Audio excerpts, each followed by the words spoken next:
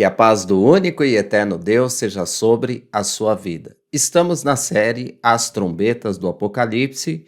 Nos vídeos anteriores, começamos a estudar a sexta trombeta, o mais correto, sexto chofar, e hoje nós vamos ver um dos assuntos mais comentados, mais importantes dentro da escatologia, que são as duas testemunhas. Vamos tirar muitas dúvidas aqui. E por outro lado, muita gente pode ficar chateado comigo, porque eu vou falar dentro da visão hebraica e dentro da história. Então, Bíblia, espiritual, mas também histórico, tradição, tudo isso.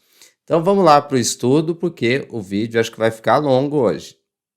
Muito bem, sexto chofar ou sexta trombeta, lembrando que nós estamos no segundo ai. Teve o primeiro e ainda vai ter o terceiro, que é na sétima trombeta.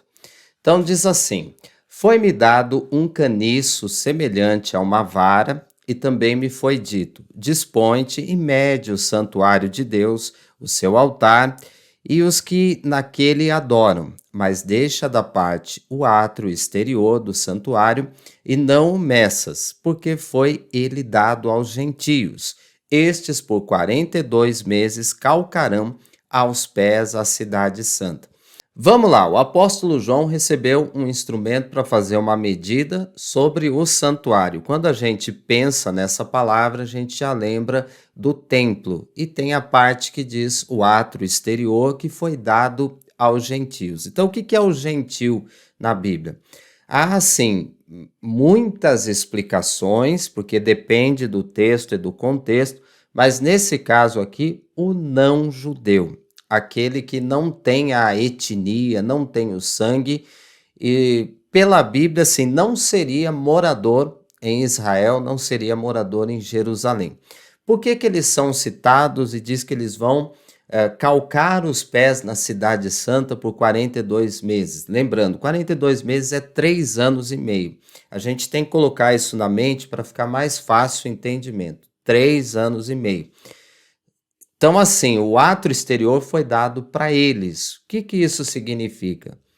Que outra nação ou outros povos dominarão a Israel, a Jerusalém. Mais especificamente, a gente vê em Apocalipse mais para frente, fica mais claro que é Jerusalém. Então, eles vão dominar. Vai ter um tempo que Israel não vai controlar a Jerusalém. Certo? É isso que está dizendo aqui. Então, outras nações, outros povos, gentios. Vamos prosseguir. Darei as minhas duas testemunhas, olha aí, o tema de hoje, que profetizem por 1260 dias. O que é isso? 3 anos e meio. Vestidas de pano de saco. O que é essa questão de pano de saco? É um tecido que eles usavam, bem simples, pobre, né? Não tinha valor financeiro, assim, não era uma roupa cara. E normalmente se usava quando as pessoas estavam bravas, quando elas estavam nervosas, não aceitando uma situação. Então, por exemplo, uma pessoa que era santo, era contra o pecado e via todo mundo pecando, ele já se vestia de pano de saco, ele estava indignado com aquilo que ele estava vendo. As duas testemunhas serão assim, então elas vão se vestir de pano de saco. Aqui no Brasil, quando a gente tá bravo, não quer ver ninguém, o que a gente faz normalmente? Pega e se tranca no quarto. Naquele tempo se rasgava as vestes, uma roupa cara, e aí se vestia com um pano de saco. Assim vai ser durante 3 anos e meio a vestimenta das duas testemunhas. Vamos prosseguir. São estas as duas oliveiras e os 2 candeeiros que se acham em pé diante do Senhor da terra. 2 oliveiras, 2 candeeiros, candeeiros aqui é a menorá. Para a gente entender isso, vamos ver a profecia de Zacarias, que diz assim, olha, prossegui e lhe perguntei, que são as 2 oliveiras, à direita e à esquerda do candelabro? Aqui, ó, candelabro é a menorá, aquele candelabro com 7 braços.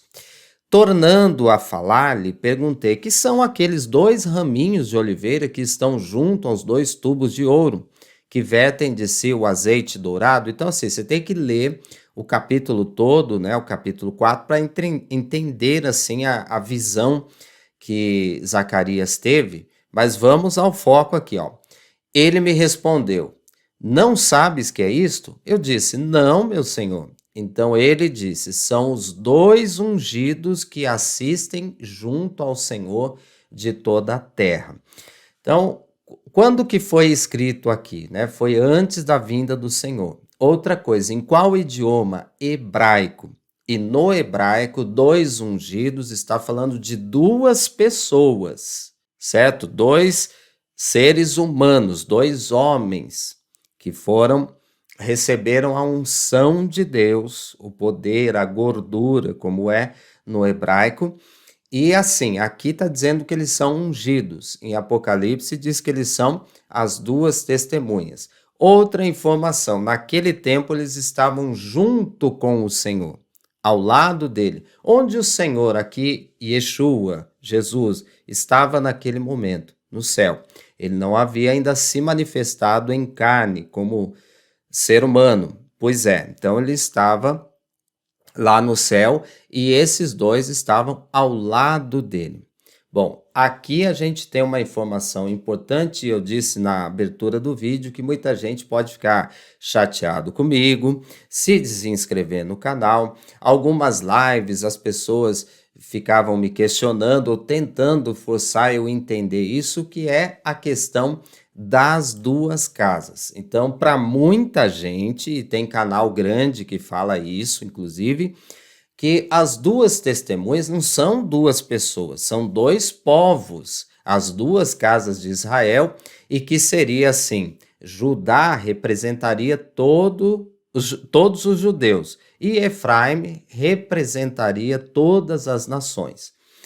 Bom, gente, num contexto assim, a gente pode fazer essa aplicação, com certeza, né, tipológica, podemos sim dizer, olha, as duas casas de Israel, então seria o povo judeu que é de Yeshua e mais os cristãos. Poderíamos aplicar desta forma, mas literalmente duas casas de Israel, você está vendo a foto acima de mim, é quando Israel se dividiu em dois reinos.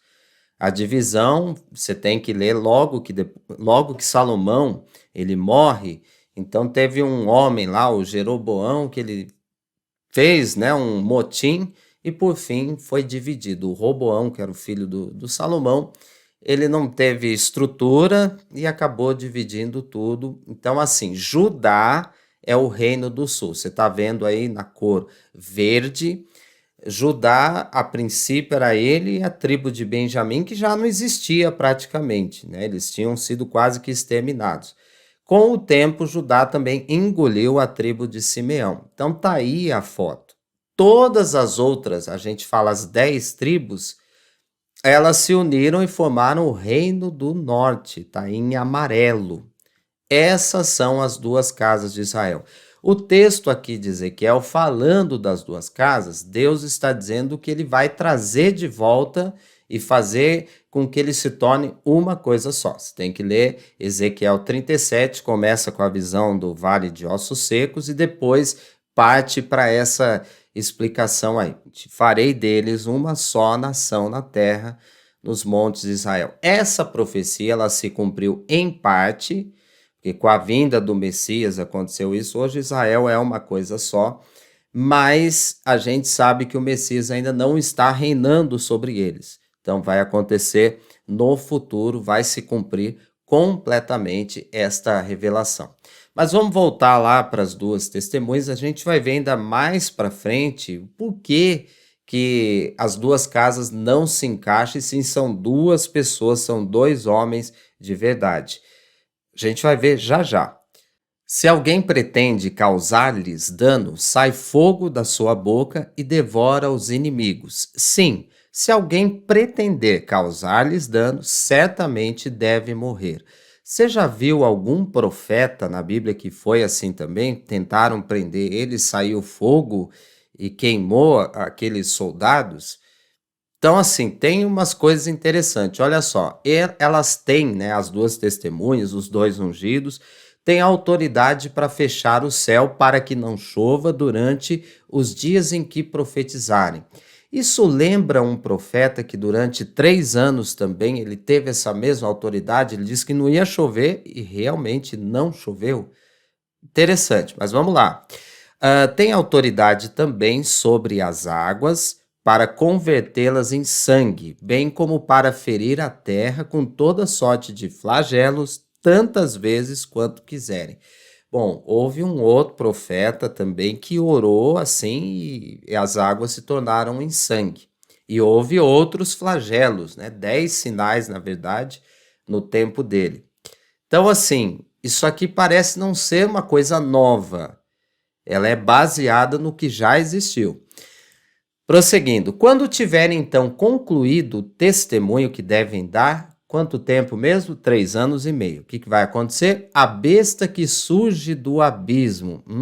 Abismo aqui é a palavra terrom, o grande abismo, né? Então, vai surgir uma besta que nós sabemos que é o anticristo. No capítulo 13 vai falar como ele vem. Ele emerge pelo mar e ele vem, né, sobre toda a terra, ele é revelado, ele não nasce, ele é revelado. E aqui, da mesma forma, a besta que surge do abismo pelejará contra elas. A gente sabe que um homem, um ser humano comum, não consegue prevalecer contra as duas testemunhas do Senhor. Todos os que tentarem vão se dar mal, vão morrer.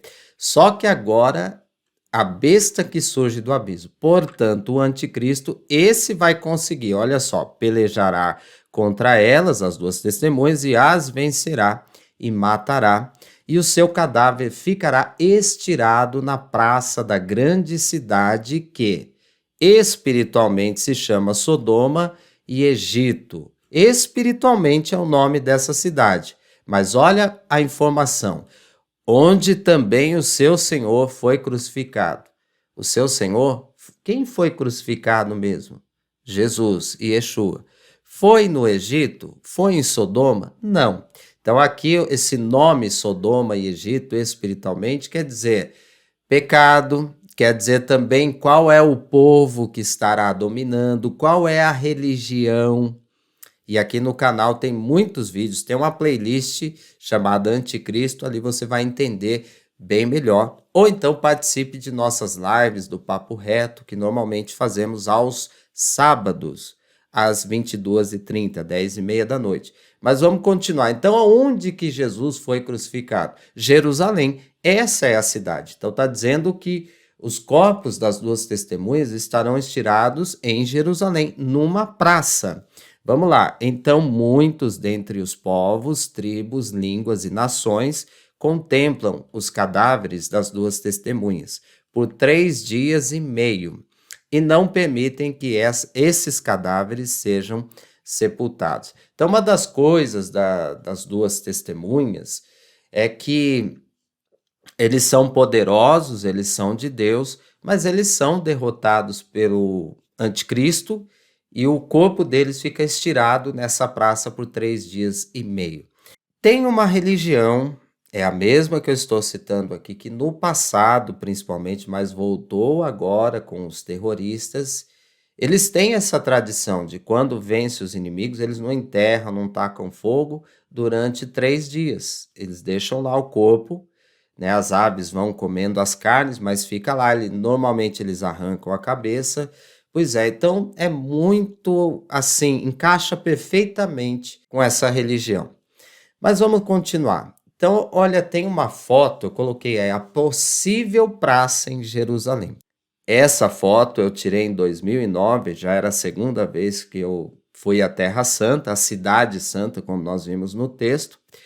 E assim, Jerusalém tem praças fora dos muros. Agora, dentro dos muros, a gente tem essa que vocês estão vendo, ela é antiga, esses chafariz, essas coisas aí, são do tempo dos cruzados, inclusive, mas nós temos nessa praça muitos grandes espaços. Então é muito possível que seja aqui ou por aqui.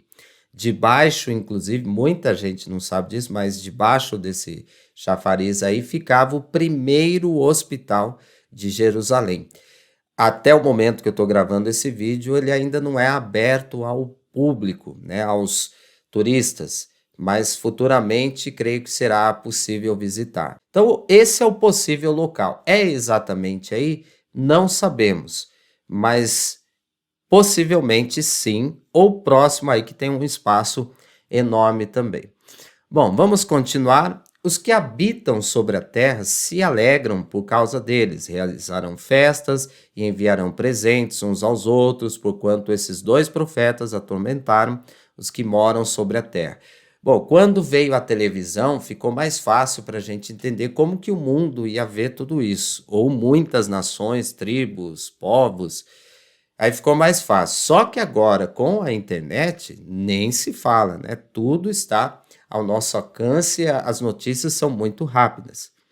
Então, o povo, em geral, vai gostar da ideia das duas testemunhas ter sido derrotadas, elas terem morrido pelo anticristo. Vamos lá. Mas depois de 3 dias e meio, um espírito de vida, vindo da parte de Deus, neles penetrou.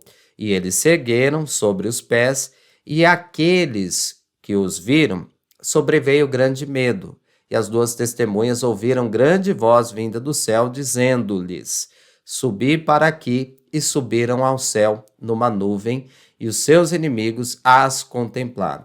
Então, o pessoal que fala que as duas testemunhas aqui são as duas casas de Israel, portanto, os judeus de Jesus e também os cristãos, dizem que aqui seria o arrebatamento. Então, assim, todo mundo vai morrer. Esses 3 dias e meio seria 3 anos e meio, mas a gente está vendo aqui, sem tirar texto de contexto, que não bate. Os 3 anos e meio são citados aqui como os meses ou ainda os dias. Nós vimos tudo isso.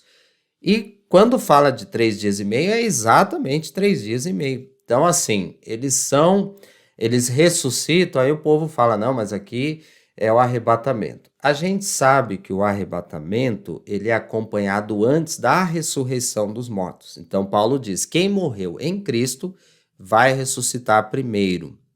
Aí ele disse, depois nós que estivermos vivos, seremos arrebatados, subiremos nas nuvens e seremos transformados, estaremos para sempre com o Senhor.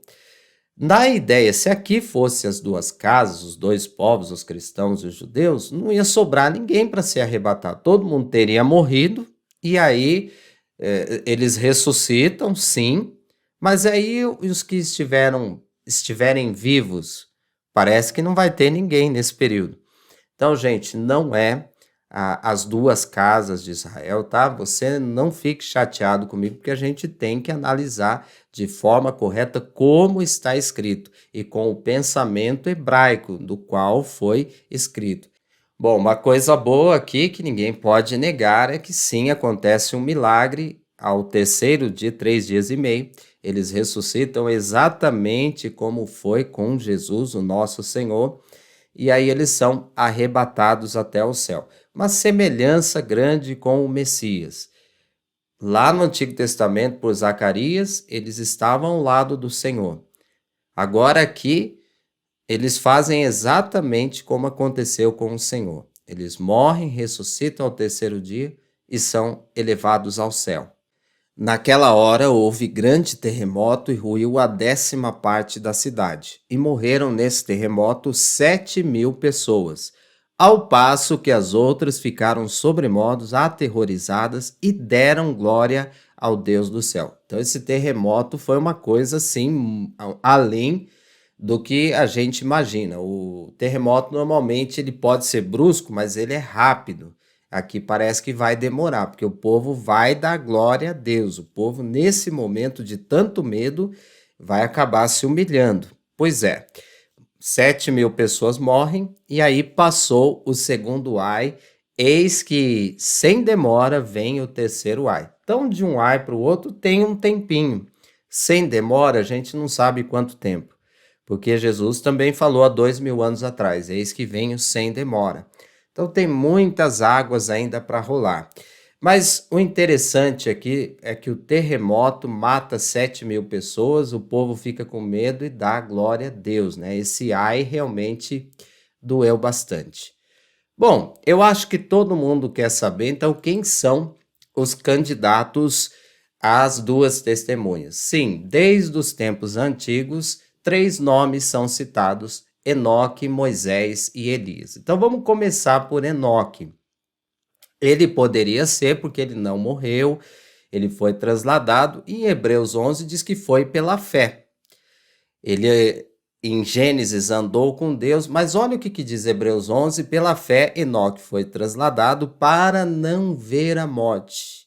Não foi achado porque Deus o trasladaram. A informação que a gente tem é que o Enoque morreu para não ver a morte. Então dá para entender sim de que ele não vai morrer. O propósito que Deus teve com ele não foi esse mesmo, dele conhecer a morte. E se você já leu os livros proféticos de Enoque, você vai perceber que não há planos para ele voltar. Sim, foi tomado por Deus e vai ficar para lá. Até assim, a sua condição física já estava mudando muito. E aqui está dizendo que ele foi transformado. Então ele não é mais um humano comum. Bom, agora nós temos o Moisés e o Elias. Eu não coloquei aqui no texto, mas se você pegar o finalzinho do livro de Malaquias, por exemplo, diz que o Elias virá antes do dia do Senhor. Ah, mas isso é para João Batista. Bom, lá na Transfiguração, Jesus também diz que Elias vem.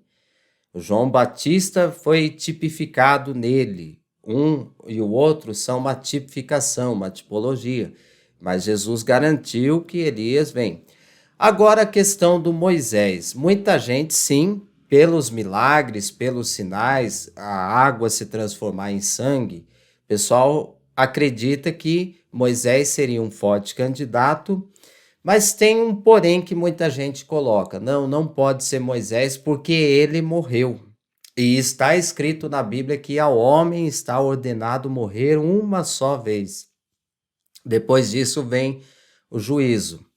Bom, duas coisas. A primeira, sim, ao homem está ordenado morrer uma só vez, mas como que fica Lázaro, que Jesus ressuscitou? Ele tinha morrido, Jesus foi lá e ressuscitou. E já fazia 4 dias. E depois o Lázaro morreu de novo. Ele está vivo? Ele foi arrebatado? Não. Aquela menina que Jesus também disse, Talitá cumi, e ela ressuscitou, ela já não morreu também? Muitos ressuscitaram. Eu mesmo já conheci pessoas que, por milagre, ressuscitaram, mas morreram de novo. Este é um versículo apologético contra a reencarnação. Se você analisar o texto, você vai perceber claramente que ali ele vai contra a reencarnação. Então, por isso, o Moisés não deixaria de ser um candidato. Uma outra discussão, eu falei dois, né? Então, o segundo é que muita gente acredita que o Moisés não morreu. Quando a gente lê lá no comecinho do livro de Josué, Moisés, meu servo, é morto. A palavra morto aqui também pode ser traduzido como eliminado, deixado de ter função. Agora, se ele morreu, não tem problema. Nós sabemos que... Bom, eu estava editando o vídeo e esqueci de comentar algo muito importante, que ninguém encontrou o corpo de Moisés. Só que em Judas 9 diz que houve uma batalha entre Miguel, o anjo príncipe do Senhor, arcanjo no caso, contra Satanás, e eles disputavam a respeito do corpo de Moisés. Ao que dá a entender, Moisés pode ter morrido ou não, acredito que ele morreu sim, mas ele foi ressuscitado e arrebatado. E aí você vai entender o porquê agora no decorrer do vídeo, falando da transfiguração. Então segue aí. Na transfiguração ele aparece fisicamente. Eu coloquei aqui o Lucas 9, 30 e 31, que a gente vai ler esses versículos, mas você pode ler essa história em Mateus e também em Marcos. Você vai perceber isso, que o Pedro queria fazer 3 cabanas, porque ele viu o Moisés e o Elias. Agora, olha só.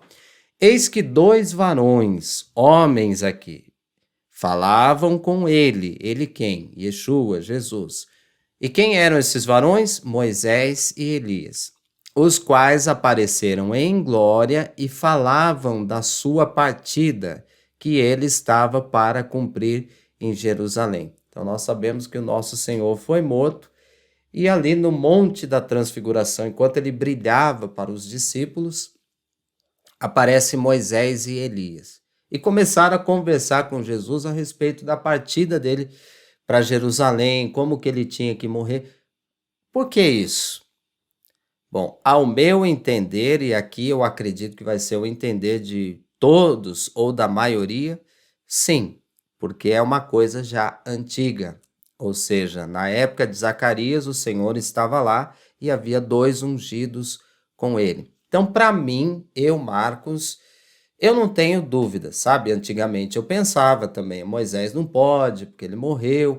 Então é o Enoque e o Elias. Eu já cheguei a falar isso, não aqui na internet, isso há muitos anos, tem mais de 20 anos isso, né? Mas lendo a Bíblia, conhecendo, para mim hoje eu não tenho dúvida que os candidatos são Moisés e Elias. Pode ser outros 2 que a gente não conhece, não faria sentido, né?